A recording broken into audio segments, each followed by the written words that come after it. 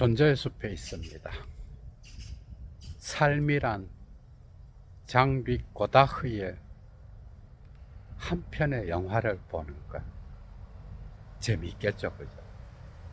주제가 뭔가 영화를 본다 그러니까 철학의 깊은 심연에서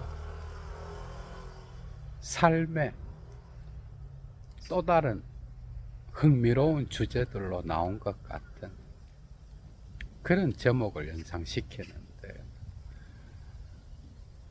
한 편의 영화를 보는 것.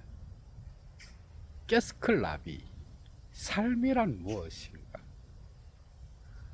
게스클 르몽드, 세계란 무엇인가? 게스클 르 시제, 주체란 무엇인가? 이런 것들이 베르그손적으로 하나의 연속성에 의하여 통일적 의미를 부여해 준다면 너무나 좋겠죠, 그죠? 우리의 삶이. 그러나 이것은 하나의 가상이라는 것. 주체는 바닷가의 모래사장에 그려진 한 번 파도가 스쳐 지나가게 되면 사라지게 되는 얼굴이라고 하는 것. 미셸 푸코의 말과 삶. 포스트 모더니즘의 누벨 바그, 새로운 물결을 일으켰던, 특히 영화에서, 그죠? 감독이 한 분 있는데 장릭 고다흐야. 장릭 고다르. 얼마 전에 22년 9월에 세상을 떠났죠, 그죠? 스위스에서, 프랑스 파리에서 1930년에 태어난 영화 감독인데, 영화의 포스트 모더니즘을 열었던 그런 감독이고, 그래서 질 들레즈가 시네마2 시간 이미지에서 언급하면서 극찬을 하죠, 그죠? 시네마 1 운동 이미지는 베르그손의 하나의 연속체로서의 지속의 개념, 이게 존재론을 지배하고 있어. 이 세계는 열린 전체다. 그런데 이권 시간 이미지로 가게 되면 이 열린 전체 안에서 연속 지속으로서 나타나는 장면들은 균열을 일으키기 시작해요. 단절과 균열, 절단을 통하여 통일적 의미와 연체를 해체하는, 그것이 또한 둘레즈에게 중요한 주제일 거야, 그죠? 한 편의 영화를 본다는 것. 그래서 둘레즈는 말하고, 영화는 이 세계를 찍는 게 아니라 이 세계에 대한 믿음을, 크라이앙스, 신앙을 찍는다 그래. 왜? 이 세계와 단절된, 균열된 현대인들에게 영화를 통하여 또 다른 믿음을 심어주는, 이 세계에 대한 믿음을 일깨운다고 하는 것. 그죠? 그게 뭘까? 사실은 우리네 삶이, 그죠? 기승전결과 같이, 그죠? 그런 방식으로 연결되는 게 아니에요. 우리는 이런 삶의 균열과 단절을 신이라는 존재, 아니면 깊은 신앙, 우리의 필연성을 집어넣어서 해석하죠. 그죠? 그래서 삶을 연속적으로 만들어가는 거예요. 어떻게 하고. 그러나 삶은 단절인 거야. 그죠? 때로는 가끔 아주 뭔가 연속성을 느끼게 하는, 그래서 그때 그런 일이 있었구나 하면서 감동하고 감탄하다가 곧바로 삶의 균열을 또 느끼는, 그게 우리네 삶이 아니겠는가. 그죠? 이 시네마2는 휴메 관념 연합설이 들어있는 원자들의 세계, 입자들의 세계. 우리는 이 세계의 인상으로부터 관념을 만들죠. 그죠? 그 관념 연합은 중요한 것은 뭐예요? 언제든 해체되어서 분리될 수 있다는 것. 이게 휴메 세계에서 회의주의로 가는 계기잖아. 그죠? 휴메계는 주체도 없고, 그렇다고 통일된 이 세계도 없는 거. 그래서 인간은 형이상학을 갖고 와서 신의 존재, 영혼의 불멸, 세계 일반의 의미가 뭔지, 왜 이 세계는 무가 아니고 존재인가와 같은 그런 질문을 라이프니츠를 따라서 제기하고 있는 건지도 모릅니다. 그러나 삶은 어디에도 연속성을 제시하는 필연적 의미와 같은 그런 것은 존재하지 않아. 장리 고다르의 작품 세계는 그죠? 정말 삶이라고 하는 것은 우연성의 연속이라고 하는 거야. 마치 메이야수의 우연성의 철학, 휴메, 언제나 해체될 수 있는 이 세계의 그런 무의미성, 의미가 절단되어서 언제든 다른 방식으로 접속될 수 있다라고 하는. 그래서 들레지의 존재론에는 크게 베르그송적인 연속적인 지속의 세계와 언제든 이것이 절단되어서 다른 것과 접속할 수 있다라고 하는 균열, 거기에 니체적인 어떤 문화에 대한 심층의 해석이 함께 포함되어 있죠. 그죠? 그래서 시네마 1과 2를 보면 우리네 삶을 볼 수가 있는. 고다르는 1959년에 이런 작품을 만듭니다. 영화로 당연히. 호흡의 끝에서, 숨의 끝에서. 근데 이게 내 멋대로 해라 이렇게 번역됐죠. 그죠? 아부드 수풀, 호흡의 끝에서. 여기서 주인공은 미셸인데요. 이 미셸은 어떻게 보면 특정한 직업이 없는 건달과 같은 그런 존재죠. 그죠? 어느 날 마르세유에 갔다가 거기에서 아주 좋은 자동차를 얻게 되고, 그리고 그것을 타고 가다가 이제 수배가 떨어진 거예요. 그래서 도망가다가 파리로, 거기서 교통경찰을 죽이게 되고, 총으로 쏴서, 그죠?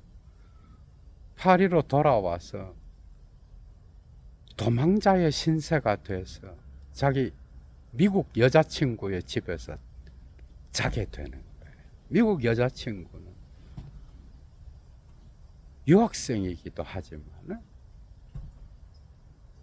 신문을 팔아서 미국 신문, 잡지, 그래서 생계를 유지하면서 살아가는데, 이 여자친구에 의하여 고발당해서 경찰에 붙잡혀서, 그죠? 어떻게 보면 총에 맞아 죽게 되죠, 그죠? 그래서 끝에 이때 독특한 거는 고다르가 나타나서 도망하는 이 미셀이 어느 방향으로 갔는지를 가리키는 독특한 장면이에요. 장면에는 단절과 균열이 있어. 기승전결로 연결되지 않습니다. 대부분의 작품들이. 그래서 그 장면은 또한 음악과 섞이기도 하지만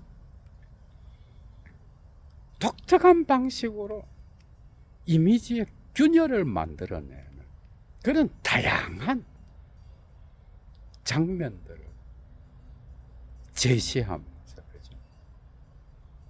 그래서 뒤쫓고 있는 경찰의 총에 의하여 맞아서 쓰러지면서 자기 여자친구에게 말하죠, 그죠?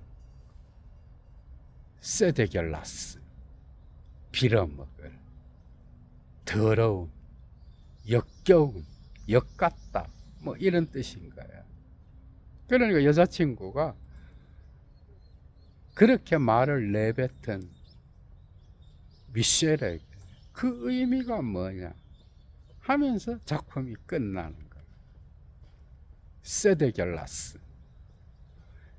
이게 무슨 의미야? 그 여자 보고 한 말이야. 자기 여자친구가 밀고를 해서 역같다, 더럽다라는 거야. 아니면 삶이 이런 방식으로 굴러가기 때문에 더럽다라는, 여기에 주체가 있어요. 그 도덕론자나 아니면 신앙심이 깊은 그리스도교인이 보면은, 아이고 어떻게 하느님을 믿지, 인생을 저렇게 살아. 그러니까 그리스도교의 어떤 신앙이 들어오게 되면 삶에 대한 해석이 그냥 하나로 그냥 묶어져 버리는 거예요.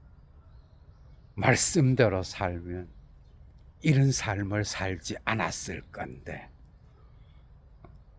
삶의 다층성이 사라져 버려요. 그러니까 여기에는 뭐예요? 삶은 주체가 계획한 대로 되는 게 아닌 거예요. 삶의 우연성에 의하여 그 주체는 끊임없이 지워지는 거야, 그죠? 물질과 기억에 나오는 베르그손의 작품에서 이 세계는 이미지들의 총체잖아, 그죠? 그것은 들레즈에게로 가면은 영화의 내재적 평면이 있다는, 그 내재적 평면은 영화가 시작부터 끝날 때까지라고 하는 전체가 있는 거예요. 그러나 이 전체는 일자라든지 아니면 존재자들의 존재라고 하는 일의적 존재론이 들어갈 자리가 없는, 이 전체는 끊임없이 생성 변화하면서 한 장면과 또 다른 장면이 관계 맺으면서 열린 전체로서 영화가 끝날 때까지, 그죠? 지속되죠. 그죠? 그 내재적 평면은 영화의 배후에 마치 베르그손의 지속의 개념과 같이 끝까지 연결되는 거예요. 그러나 그 전체는 계속해서 현재 돌아가고 있는 영화의 장면에 의하여 해체되면서 열린 전체와 같이 그죠? 진행돼 나가는 거예요. 이게 운동 이미지. 영화에는 운동이 있는 거예요. 그러나 여기에는 언제나 균열과 그리고 단절이 있는 거예요.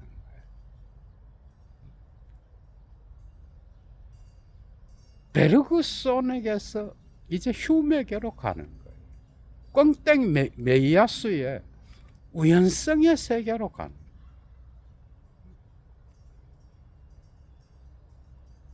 그러니까 미셀에게서 다양하게 삶에서 일어나는 그 사건마다 그죠? 자기 주체가 의도한 장면이 거기 몇 개가 있어요, 여러분. 우리는 삶의 계획을 세워 그죠? 주체적으로 계획을 세우고 주체적으로 우리는 그 계획대로 되지 않을 때는 어떻게 해서든 계획대로 만들어가. 그런데 그 계획대로 만들어 간다라고 해서 삶의 통일적 의미가 있는 거예요. 자기가 그 우연성을 해석한 거야. 그래서 메이야수가 주체에 의해서 세석된 이 세계, 주체와 관계한 이 세계, 그래서 그 세계를 어떤 방식으로 해석하는 그것을 상관주의라고 하고, 그 상관주의를 해체하면서 우연성의 세계를 말하잖아. 이 세계는 단편적으로 흩어지고 언제나 새로운 장면을 만들어내. 그리고 나서 또다시 붙이는 블록놀이와 같은 거예요. 우리 삶도 그런 거예요. 그러니까 주체가 계획한 대로 삶이 돌아가지 않아. 각 장면은 계속되는 삶의 우연성이 창조하는 거예요. 거기에 미셀은 거기에 따라서 행동하는 거예요. 마지막은 죽음인 거예요. 여기에는 주체도 없고 단지 삶의 우연성만이 있는 거예요. 어떤 의미도 없어.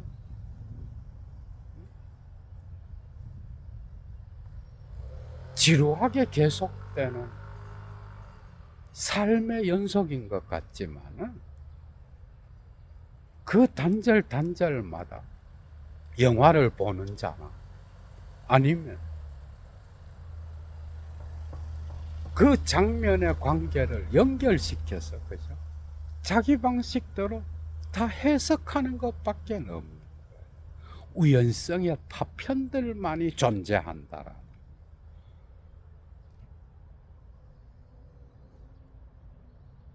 그래서 우리의 삶도 그런 거예요.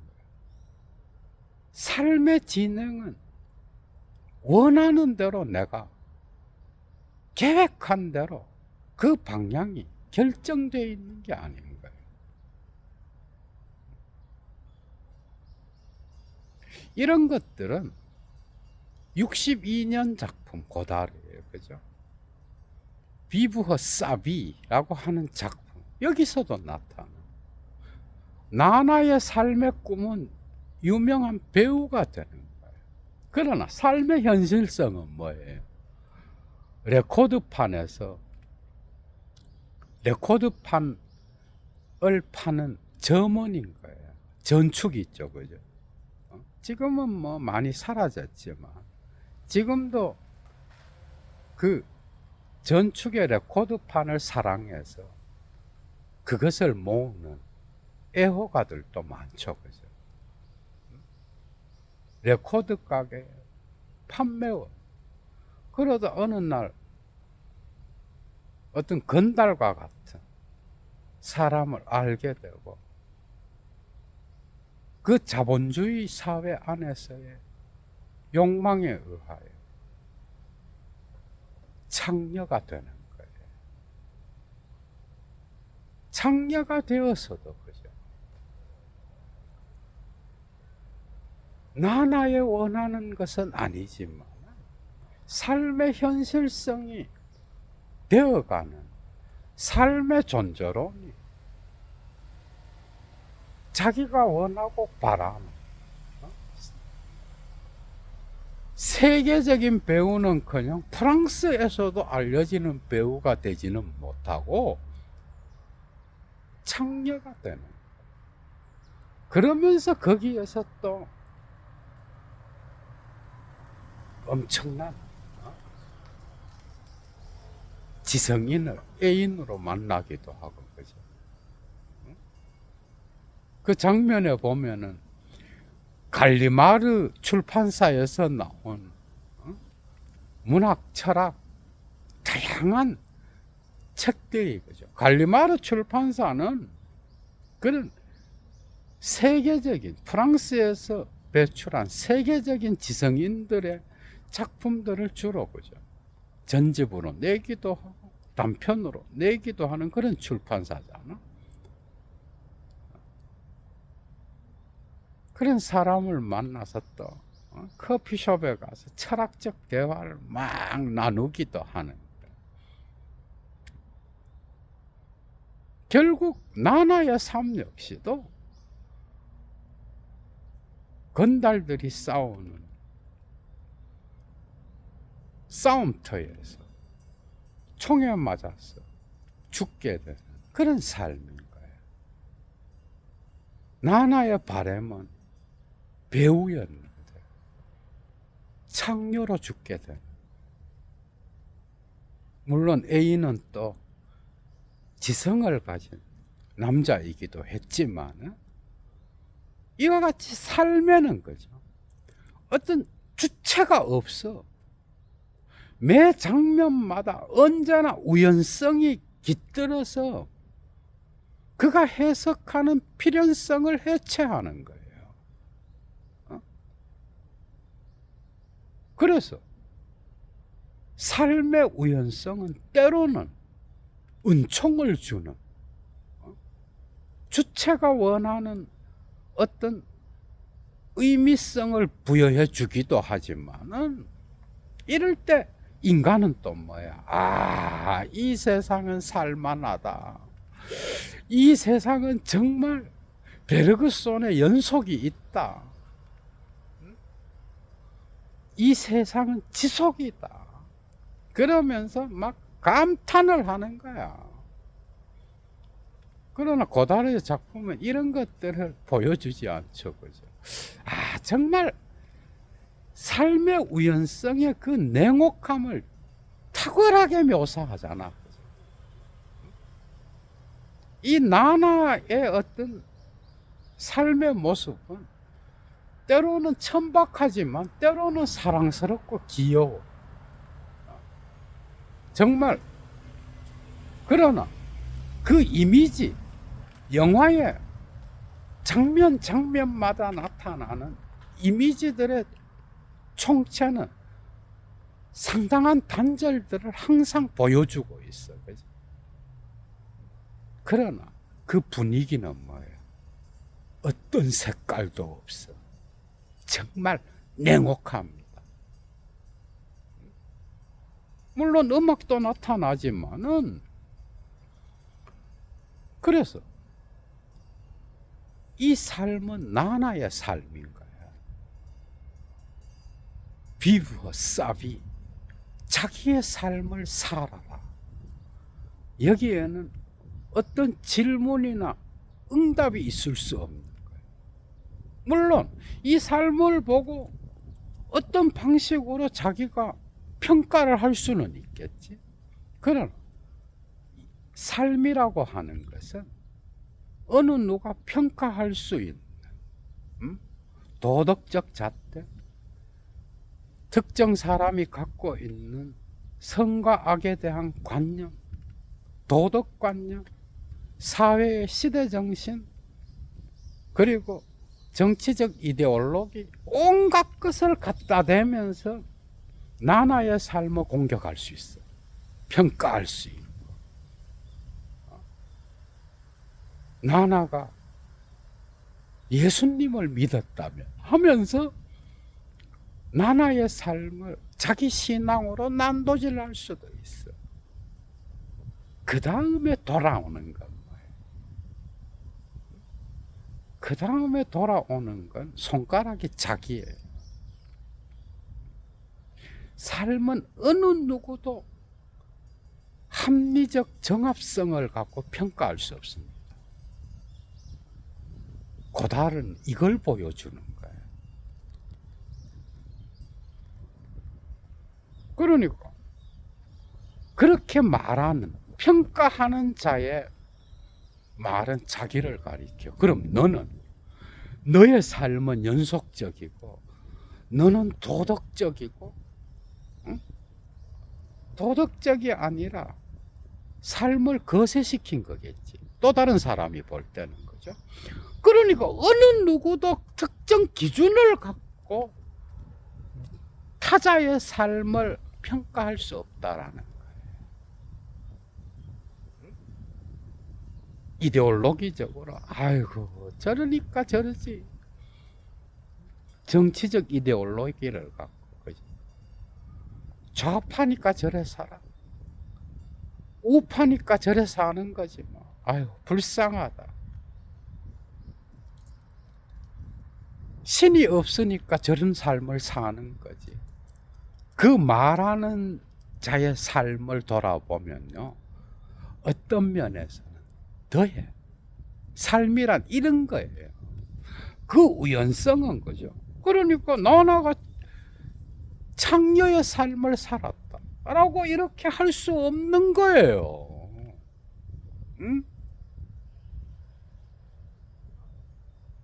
예수에게 붙잡혀온, 간통하다 붙잡혀온 그 여자, 그죠?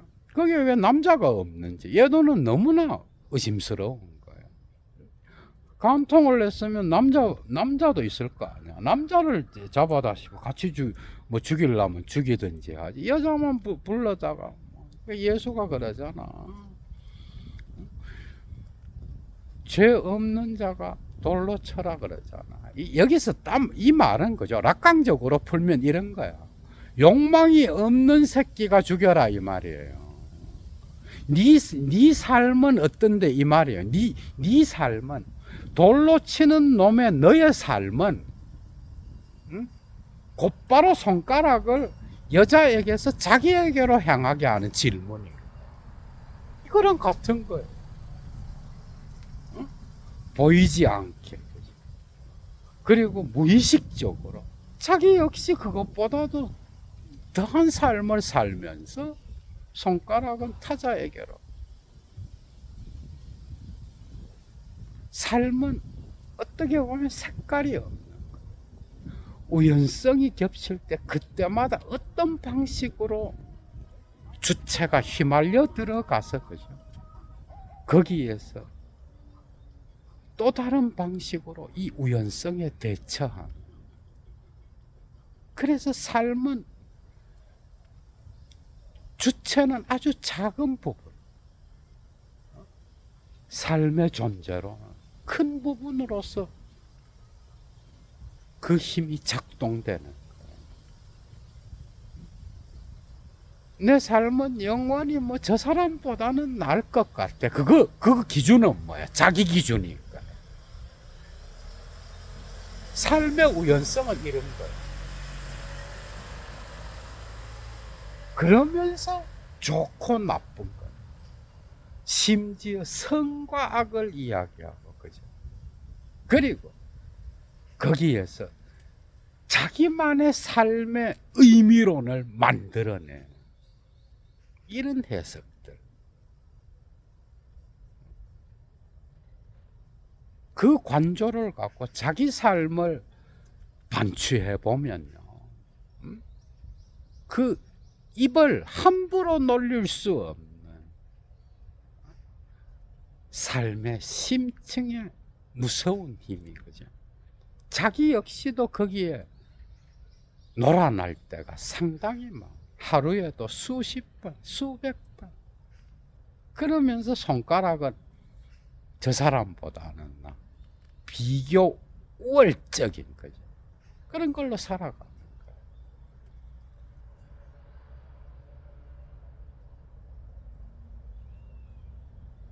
세데겔라스 더럽다. 미셸이 자기 애인 고발한 자기 여자친구를 향하여 죽기 전에 했던 그 말, 삶이 더럽다는 거야. 그 여자라는 존재가 더럽다는 거야. 삶이 자기가 원하는 방식대로 돌아가지 않은 걸 한탄한 거야. 자기를 고발한 그 여자를 향하여 역같다라고 욕을 하는. 뭐 둘 다 될 수가 있는 거죠. 그죠? 삶은 이런 건 거야, 여러분. 삶. 그러니까 더 호기심을 자극하는 것은 그 말을 듣고 여자친구는 미셸에게 물어. 그게 무슨 뜻인가? 그 의미를 아는 듯 하면서도 또다시 묻는 거예요. 이 한마디의 의미가 그죠. 삶 자체에 그 우연성의 무서움을 지시하는 건지, 그 지시도 뜻이 막 다양한 거야. 아니면 자기 친구의, 여자친구의 어떤 배신을 욕하는 건지, 그런 정도로 그죠. 삶의 연속성을 단절시키는 언어인 거예요. 그건 역시도 우리 삶도 그런 방식으로. 그래서 이런 단절을 자본주의 욕망의 다양한 기호들로 의미와 연세를 만드는 거예요, 우리는. 그래서 물건을 사고 상품을 소비하면서 타자와의 비교 우월 의식에 갇혀서 자기 이데올로기를 만들어내고 나는 행복한 사람이야. 이런 것들이 그냥 한 번에 무너져 버리는.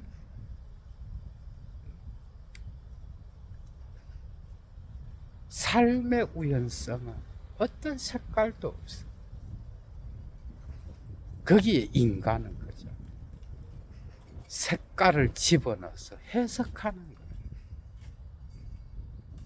특히 균열 지점에서 그 해석이 활발해지고 다층적이 되고 깊이가 있게 되고, 또 그건 역시도 금방 허물어질 관엽 연합의 원리인 거예요. 그리고 또다시 해석한. 삶이 이런 거라는. 정말 많이 배우죠, 여러분. 그죠? 그래서 엄청난 연속성을 통하여 삶은 정말 지속이야. 내 사랑도 지속되고 우정도 지속되고, 자본주의 사회에서 나는 성공했고 온갖 것을 다 붙여갖고 그죠? 해석하는 거예요. 그런데 그 다음 순간에 곧바로 그 관념 연합들을 그죠? 해체하는 삶의 우연성이 다가오는 거예요. 그 해석하고 있는 자를 비웃으면서 그걸 해체하는. 그래서 그 연합하는 자에게 곧바로 허무감과 권태를 일으키는 그래서 또 잡담하게 만드는 그런 단절이 삶으로부터 또 나타나는 거야, 여러분.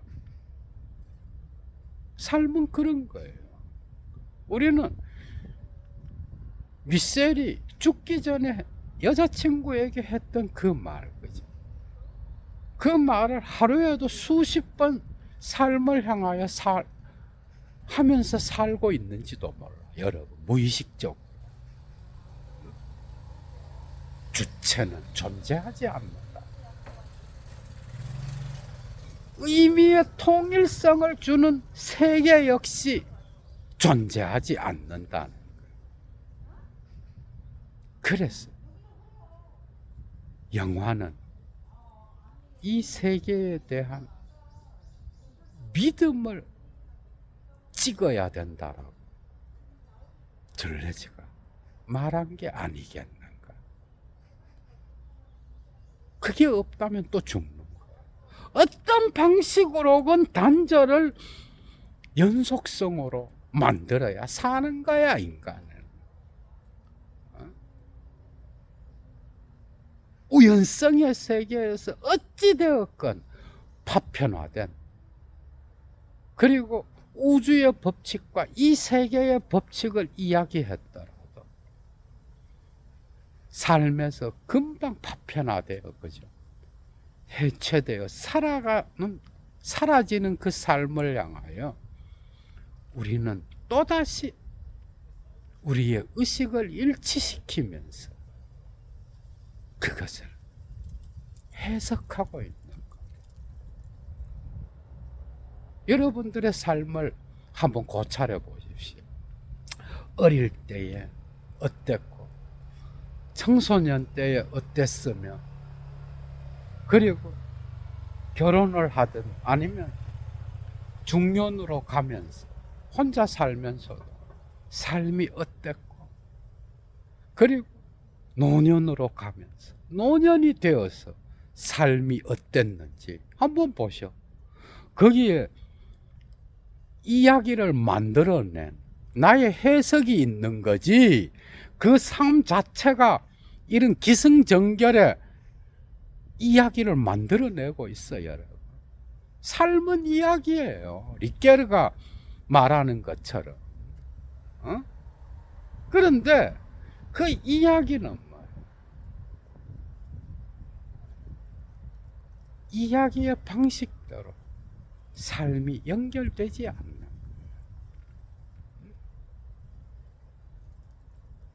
우연성의 냉정함을 어떤 방식으로건 해석하면서 살아간다는, 그것이 바로 삶이 아니겠는가. 고다르의 영화는 여러분, 특히 철학적 사유가 전혀 되지 않고 그냥 연속극이라든지 헐리우드 영화에서 만들어진 거죠. 막 영웅이 나타나서 막 모든 걸 해결하고, 문제가 나타나면 그 문제를 해결하는 방식으로 고전을 갖고 응용을 해도 그것을 재미있게 만드는 그런 이야기에 빠져있는 이런 사람은 그 영화를 봐도 지루합니다. 다 보다가 그냥 꺼버릴 거예요. 철학적 사유가 어느 정도 되고, 그죠? 그 내용들에서 이런 단절들을 읽어낼 수 있고, 얘도 TV를 보는 분들은 뭐 충분히 어느 정도 소화할 수 있을 것 같아요. 그런 분들은 정말 재미있게 볼 수 있는 거예요. 이 장면 안에 포스트 모더니즘의 그런 단절과 해체의 철학, 그리고 삶의 이런 냉정한 우연성, 거기에서 우리의 삶은 어떤 방식으로 진행되는지 적용시키는 것까지, 그죠? 단절이 있기 때문에 믿음이 필요한 거예요. 이건 영화에서만 나타나는 게 아니야. 예도가 볼 때는 그래. 시네마에서만 나타나는 게 아니야. 어차피 이 세계는 우리가 볼 때 이미지들의 총체인 거예요. 한 편의 영화를 보듯이 우리는 이 세계를 보면서 살아가는 거예요. 그러면서 삶의 우연성의 이미지들에 의하여 우리는 상처받기도 하고 좌절하기도 하고, 마치 삶이 나에게 다양한 선물을 준 것처럼 이 세계가 어느 순간에 정말 의미의 통일성으로서 나타날 때도 있는 거예요. 그래서 고다르가 그러잖아. 이 세계는, 이 삶은 마치 보이는 것이 단지 않아. 자기는 영화를 통하여 보이는 것 속에서 보이지 않는 것을 보여주려고 했다라고 하는. 고다르를 끌고 오지 않더라도 얘도 역시도 철학을 강의하면서, 그죠? 그리고 다양한 포스트 모더니즘의 철학과 미학을 강의하고 그걸 적용시켜서 삶의 철학을 이야기하면서 얼마나 많이 했단 말이에요. 보이는데 그냥 기승전결이나 연속극이나 뭐 이런 데 취해 있어서 막 언제 문제가 해결돼 이런 사람한테 보이지 않아. 어느 정도의 철학적 사유를 하는 자들에게 보이는 게 또 있는 거야, 여러분. 그래서 특히 예도는 이런 편지는 좀 받았어. 영화를 해석하는데 정말 많은 도움을 받았다.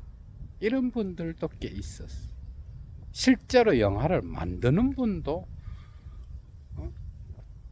예도를 찾아오기도 해요. 시간 나면 한번 보셔요, 여러분.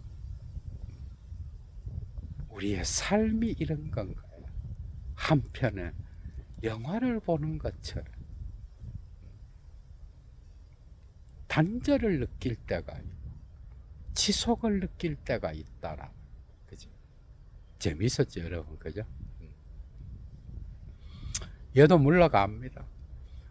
애청하시는 분들 가운데 여건이 되시는 분은 사막의 철학을 후원해 주시면 감사하겠습니다. 좋아요 잊지 마시고요. 주스